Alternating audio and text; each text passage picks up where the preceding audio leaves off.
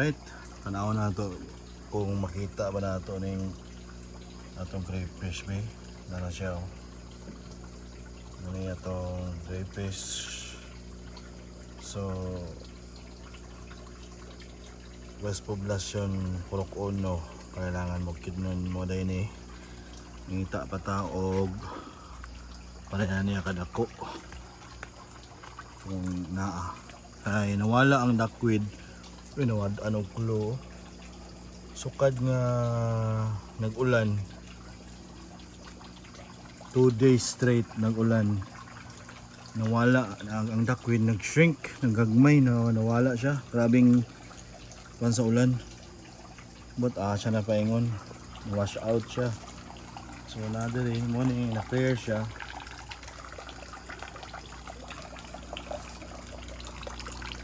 Muna yung itsura karon sa pond.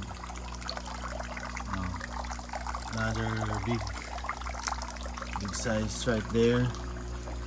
And isolation for males.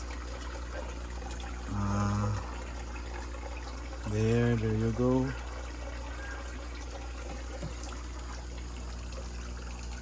This area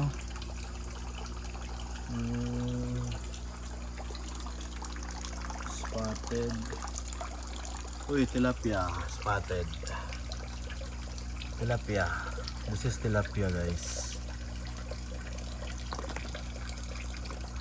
Confirm tilapia is alive, juvenile. Then another big one. There's another big one here, and another tilapia. Another tilapia.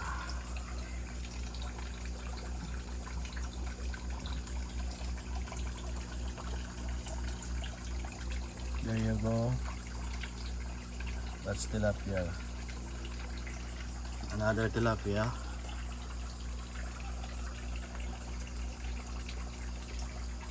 So I wonder why there's a lot of tilapia. Maybe three of them.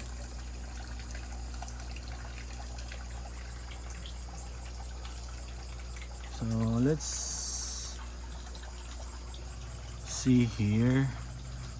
Let's check this side.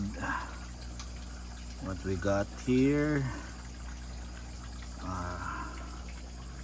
Nothing. It's slippery. We better be careful. So that's it. That's the separation right there. The big one underneath. There it goes under this. So this screen, it's floating. It is floating. So there's a crossbreed already of platy and swordtail.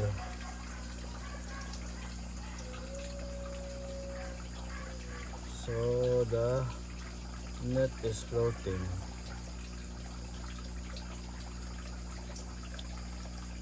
Needs to be submerged.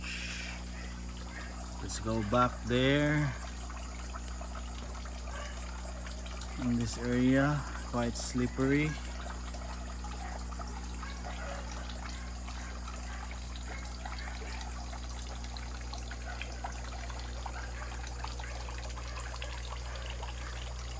So this is the big one, and the other one is hiding. Duckweed still here, but most of the duckweed is gone. Maybe it did came out on the overflow because of the rain, heavy rain. 2 consecutive heavy raining. It did wash out or wipe out the entire duckweed, but we still have here, luckily. Now, okay, the humongous. I think this is a different one. Look at the sheer size, guys. That's it. Sheer size of this crayfish, Australian red claw crayfish.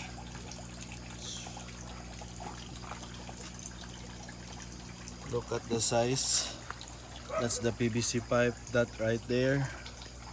Then look at the size. The tail meat, the claw, sheer size. Another one hiding.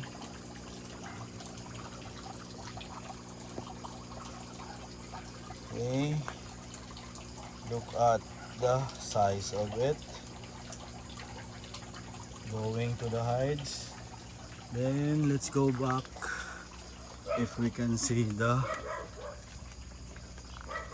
much bigger size. Okay, not that one. There you go. No, a different one.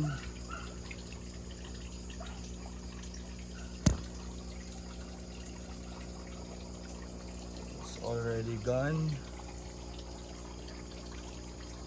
So this separation net is not working because agi sila ilawom. Dapat ni pabugatan ay na-weight. Dapat. So lahi to nga kung diri ganina lahi siya flow. A different one.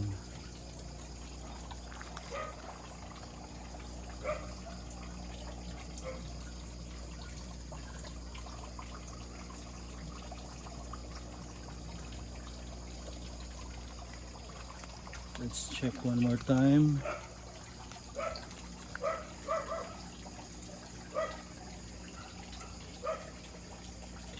Checking.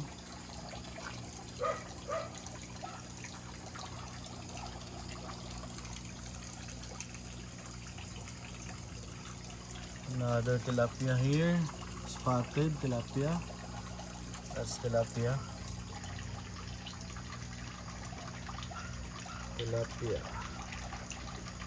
Tilapia is spotted.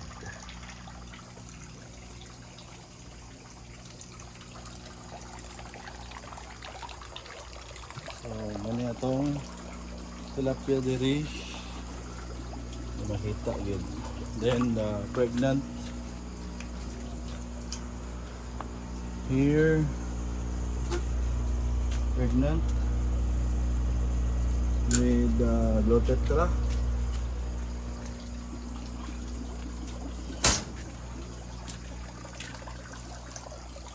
Okay, the biggest, maybe that's the biggest, but look at the profile.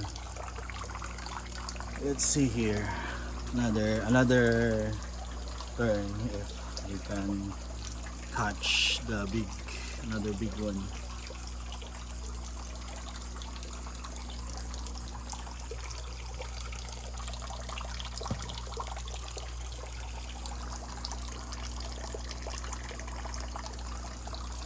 So this is the pump, the sumo, the small one, and then the big one. So we're able to see there.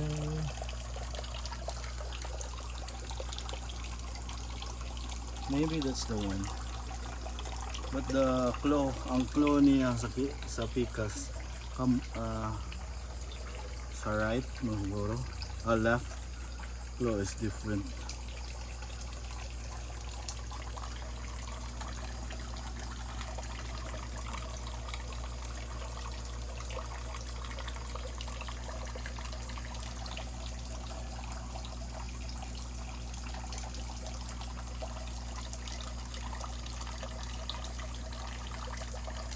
So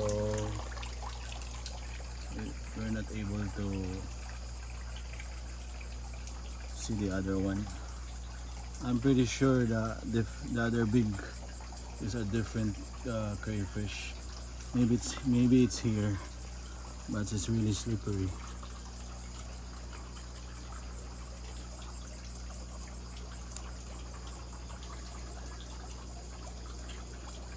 And it's not clear.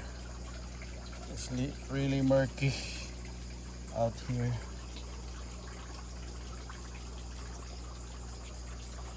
Let's see if we can check the big one.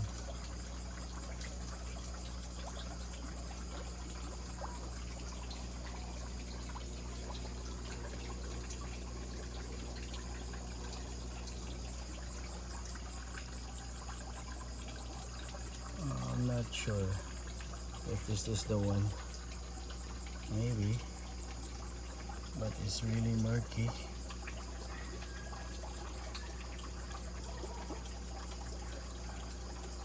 So the other one is much bigger than this.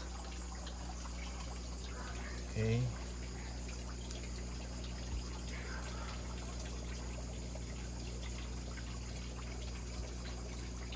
There you go. Not that one. It's smaller.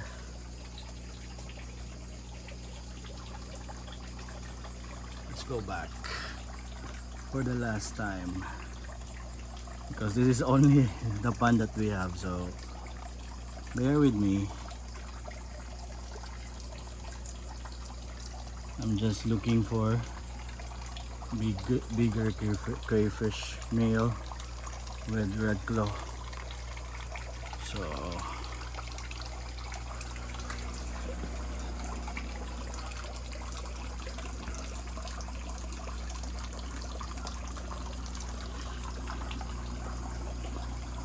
we're not lucky, or that is the biggest.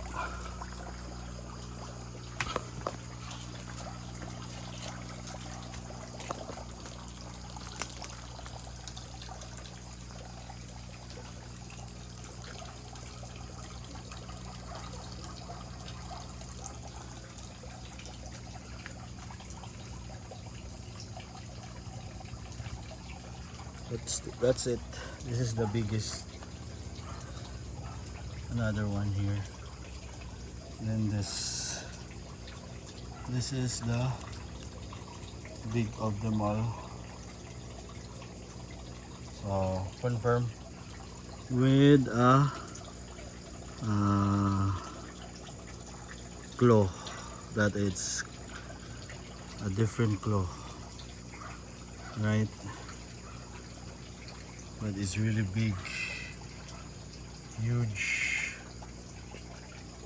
guys, huge crayfish, humongous juggernaut. Look at the tail meat.